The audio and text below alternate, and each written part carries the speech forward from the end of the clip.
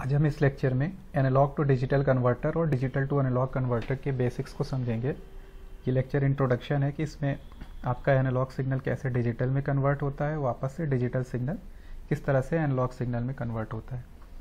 यहाँ पे एक आपको फिगर दिख रहा है, ये आपको कोई भी पर्सन है, सपोज वी आर स्पीकिंग, ठीक है, हम बोलते हैं तो कुछ वेव्स जो होती है जनरेट होती है। ये हमारी जो होती है उसको साउंड वेव बोला जाता है।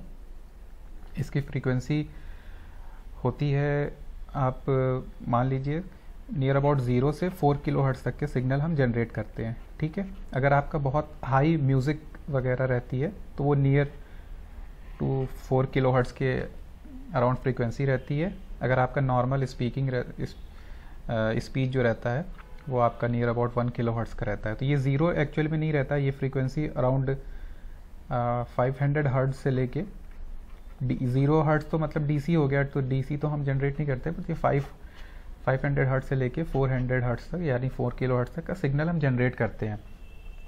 तो ये साउंड के फॉर्म में रहता है, ये हमारा साउंड वेव्स रहती हैं। अब साउंड वेव्स को हमको कन्वर्ट करना रहता है इलेक्ट्रिकल सिग्नल में ताकि हम उसको ट्रांसमिट कर सकें।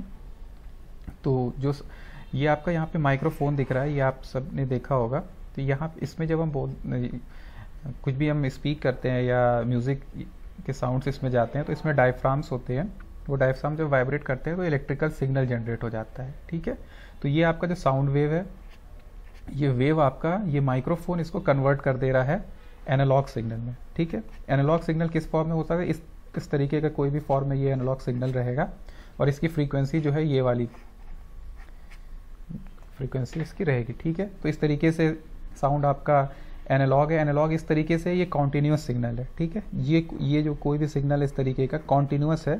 अगर आप मान लीजिए ये टाइम डोमेन है, टाइम डोमेन मतलब सेकेंड्स में है, तो विद रिस्पेक्ट टू टाइम ये सिग्नल कॉन्टीन्यूस है, ठीक है। कुछ भी वैल्यू उसको मिल रही है, डिसकॉन्टीन्यूस सिग्नल नहीं है, ये कॉन्टीन्यूस सिग्नल है, तो इसलिए इसको यहाँ पे एनालॉग सिग्नल बोला जा रहा है। आप जब भी बोलते हैं तो आप कॉन्टीन्यूसली बोलते रहते हैं। कॉन्टीन्यूस अगर आप नहीं भी बोलते रहेंगे तब भी वहाँ पे कुछ ना कुछ नॉइस का सिग्नल रहेगा। सपोज जैसे इस तरह से सिग्नल आपका जनरेट हो रहा है, आप कुछ बोल, ये टाइम एक्सिस है और ये वाली एक्सिस हो गई आपकी एम्पलीट्यूड एक्सिस हो गई, ठीक है। अब आप कुछ बोल रहे हैं, ठीक है, सपोज यहाँ पे कुछ बोल रहे हैं तो इस तरह से सिग्नल आपका हाई है, इस तरह से वेरी करता रहेगा। तेज़ बोला तो ज़्यादा हो गया एम्पलीट्यूड, कम बोला तो नीचे हो गया, ठीक है। फिर आप मान लीजिए शांत हो गए हैं, ठीक है, तो शांत हो जाएगा तो फिर ये सिग्नल एकदम धीरे से ये लेवल हो जाएगा। और ये लेवल क्या है आपका, एक तरीके से आपका जो नॉइज़ लेवल है, क्योंकि नॉइज़ तो हर जगह ही प्रेजेंट रहती है आपका। आप अभी कभी भी अपनी वॉइस को रिकॉर्ड करके देखिए, अगर आप नहीं भी कुछ भी बोलेंगे फिर भी आपको कुछ हमिंग टाइप का साउंड सुनाई पड़ेगा। नॉइज़ और ये हमिंग सिग्नल जो होता है ये ऑलवेज प्रेजेंट रहता है, ठीक है। फिर आप अगर बोलना शुरू करेंगे तो फिर आपको ये स्पाइक मिल जाएगी इस तरीके से। फिर आप शांत हो जाएंगे तो फिर नीचे, फिर बोलेंगे तो स्पाइक हो जाएगी, धीरे धीरे बोलेंगे तेज़ होते जाएंगे, इस तरह से मिलता रहेगा आपको सिग्नल। तो ये आपका एक आपकी जो साउंड वेव्स हैं वो आपका इलेक्ट्रिकल में कन्वर्ट हो रही है, ठीक है। ये माइक्रोफोन लगा के आप एनालॉग सिग्नल जनरेट कर सकते हो। बट हमने ऑलरेडी अपने प्रीवियस लेक्चर्स में जब स्टार्टिंग में पढ़ा था कि जो एनालॉग सिग्नल होता है उसकी प्रोसेसिंग थोड़ा सा मुश्किल होती है और इसका स्टोरेज में आपको मेमोरी बहुत ज़्यादा रिक्वायर्ड हो जाती है और बहुत तरीके के फ़िल्टर होते हैं, कन्वर्जन्स होते हैं। तो हम इसको डिजिटल में हम इसकी प्रोसेसिंग ईजिली कर सकते हैं, स्टोर ईजिली कर सकते हैं, एक सिग्नल को कन्वर्ट ईजिली कर सकते हैं, ट्रांसमिट भी ईजिली कर सकते हैं। इसलिए तो हम चाहते हैं कि हमारा जो एनालॉग सिग्नल है वो डिजिटल में कन्वर्ट हो जाए, ठीक है। तो एनालॉग को डिजिटल में कन्वर्ट करने के लिए ADC यूज़ होता है, ठीक है। ADCs, analogue to digital converter, ये हमारा एनालॉग सिग्नल जो आपका कॉन्टीन्यूस सिग्नल है उसको एनालॉग डिजिटल में कन्वर्ट कर देता है, ठीक है। तो यहाँ पे आपको ये एक कार्ड दिख रहा है, ये कार्ड आपका ADC है, ये एनालॉग सिग्नल को डिजिटल में कन्वर्ट कर रहा है। एक्चुअली ये डिजिटल में कन्वर्ट करके फिर इनकोडिंग करके इसको बाइनरी में कन्वर्ट कर दे रहा है। ये हमें डिजिटल सिग्नल, जैसे कि डिजिटल सिग्नल आपने देखा होगा कि ये 5 वोल्ट हो गया, ये 0 वोल्ट हो गया, फिर ये 5 वोल्ट हो गया, इस तरीके का डिजिटल सिग्नल रहता है। फिर आप इसकी इनकोडिंग कर देते हैं तब ये बाइनरी में कन्वर्ट हो जाता है, ठीक है। तो 1010 भी आपका ये जो है ये भी डिजिटल सिग्नल है। तो ये एनालॉग टू डिजिटल कन्वर्टर ये डिजिटल में ये कन्वर्ट करे, जैसे ये 1 हो गया, ये 0 हो गया, 1 0, ठीक है, ये आपका है। तो डिजिटल में ये कन्वर्ट हो गया 1010 के फॉर्म में आ गया है। अब आप इसकी प्रोसेसिंग कर सकते हो, बट वापस से फिर आपको अगर आपको साउंड सुनना है, ठीक है, आपको सब साउंड अगर सुनना है तो आपको फिर से इसको एनालॉग में कन्वर्ट करना पड़ेगा, क्योंकि आपके पास 1010 अगर सिग्नल दे दिया जाए तो आप इसको स्टडी तो कर सकते हो, ठीक है, स्टडी भी आप कर सकते हो, इसको आप प्रोसेस कर सकते हो, ठीक है, आप इसको स्टोर भी कर सकते हो, इसको ट्रांसमिट भी कर सकते हो, बट लेकिन आपको अगर म्यूज़िक सुनना है इस 1010 को, अगर आप चाहो कि आप म्यूज़िक सुनने लगो तो आप इसको फिर से एनालॉग में कन्वर्ट करना पड़ेगा, ठीक है, तब आप इसको सुन सकते हो। तो इसलिए फिर से अगेन यहाँ पे जब ट्रांसमिट हो जाता है तो फिर से डिजिटल टू एनालॉग कन्वर्टर यहाँ पे मिलता है आपको। ये आपका डिजिटल टू एनालॉग कन्वर्टर है। ये डिजिटल टू एनालॉग कन्वर्टर, ये जो 1010 है, इसको एनालॉग सिग्नल में कन्वर्ट कर दिया। तो आप देख रहे हो कि ये सिग्नल सेम है, ये भी सिग्नल सेम है, क्योंकि सेम सिग्नल को ही कन्वर्ट करा, यहाँ पे ट्रांसमिट कर दिया गया, कुछ भी प्रोसेसिंग है, कुछ भी फिल्टरिंग है, या स्टोर कर दिया गया। ये आपका ट्रांसमिट हो रहा था, फिर आपको ये स्टोर करके आपको बाद में सुनना है, तो इसलिए आपको डिजिटल में इसको कन्वर्ट करके स्टोर कर लिया। फिर से जब आपको म्यूज़िक को सुनना है तो आपको इसको एनालॉग में कन्वर्ट करना पड़ेगा। तो फिर यहाँ पे आपका एनालॉग सिग्नल आ गया, ये इलेक्ट्रिकल वोल्टेज में डेवलप हो गया। लेकिन आपके पास जो इलेक्ट्रिकल वोल्टेज रहता है, मान लो आप सीआरओ पे कोई सिग्नल देख रहे हो ऐसे, तो आप उसको सुन नहीं सकते हो, ठीक है। सुनने के लिए आपको वापस से साउंड वेव में कन्वर्ट करना पड़ेगा, ठीक है। तो स्पीकर होता है जो कन्वर्ट कर देता है, ये इलेक्ट्रिकल वोल्टेज या एनालॉग सिग्नल को स्पीकर के थ्रू ये कन्वर्ट करके यहाँ पे साउंड वेव जनरेट हो जाती है। फिर से वही साउंड वेव आपकी 0 to 4 किलोहर्ट्ज़ की जनरेट हो गई है। वो साउंड वेव हमारे जब ईयर पे पड़ती है, ईयर्स के ड्रम पे पड़ती है, तब हमें जैसे म्यूज़िक वगैरह, म्यूज़िक हो गई और साउंड हो गया, इस तरीके का सेंसेशन होता है ब्रेन में, ठीक है।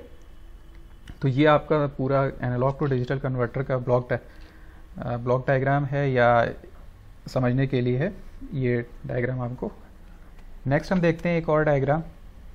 इसमें भी यहाँ पे देखिए आपकी साउंड वेव जनरेट हो रही है, ठीक है। इस तरीके से साउंड वेव जनरेट हुई।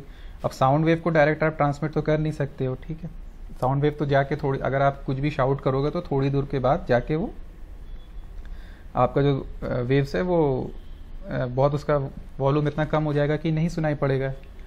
इसलिए आपको इसको माइक्रोफोन में लगा के आपने इसको कन्वर्ट कर दिया इलेक्ट्रिकल वोल्टेज में, ठीक है। ये इलेक्ट्रिकल वोल्टेज आपने कन्वर्ट कर दिया, तो ये एनालॉग है।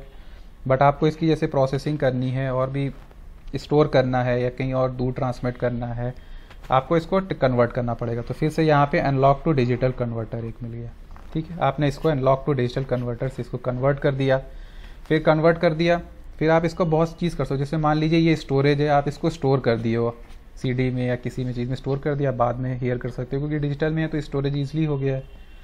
या फिर आप देखिए इसको तुरंत आप इसको आप ट्रांसमिट भी कर सकते हो, और फिर से आप इसको वापस से आपको जैसे वेव्स में कन्वर्ट करना है या वापस से आपको सुनना है, तो आपने digital to analogue converter use कर दिया। फिर डिजिटल टू एनालॉग कन्वर्टर क्या करेगा, ये 1010 का डेटा को फिर से ये एनालॉग वोल्टेज में कन्वर्ट कर दिया, ठीक है। जब ये एनालॉग वोल्टेज में कन्वर्ट हो गया तो वोल्टेज को फिर से स्पीकर से लगा के यहाँ पे साउंड वेव्स जनरेट हो जाएगी, तो फिर आप यहाँ पे सुन सकते हो, ठीक है। तो ये भी एक डायग्राम था जिससे आपका analogue to digital and digital to analogue converter आप समझ सकते हो। नेक्स्ट हम देखते हैं जैसे एनालॉग टू डिजिटल कन्वर्टर है, ये आपका एनालॉग सिग्नल है, ठीक है।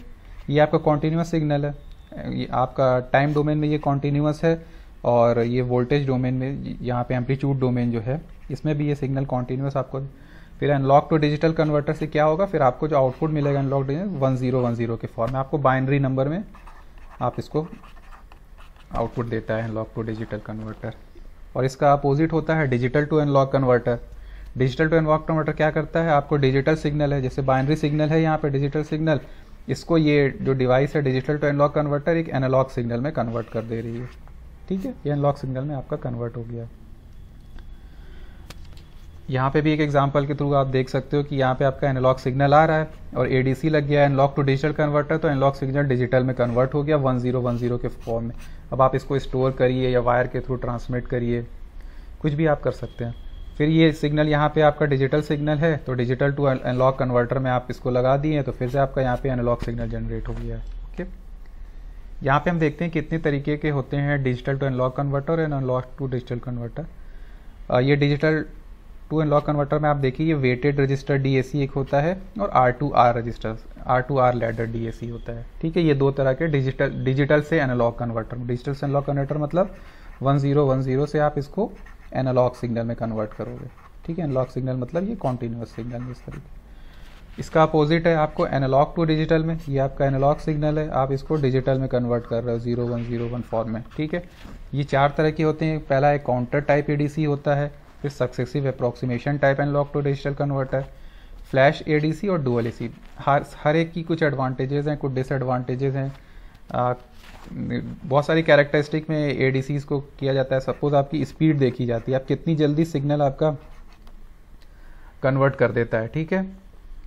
स्पीड भी होती है और एक्यूरेसी भी देखी जाती है, कितना आपका सिस्टम ये एक्यूरेट है, ठीक है। और सर्किट कॉम्प्लेक्सिटी के टर्म्स में भी इसको देखा जाता है। सर्किट कॉम्प्लेक्सिटी से आपको इसका ज़्यादा कॉम्प्लेक्स सर्किट रहेगी तो कॉस्ट रहेगा, ठीक है। तो इसको वेरियस तरह के ट्रेड ऑफ्स होते हैं। तो इस तरह के डीएसीज और एडीसीज हम अपने नेक्स्ट लेक्चर में देखेंगे।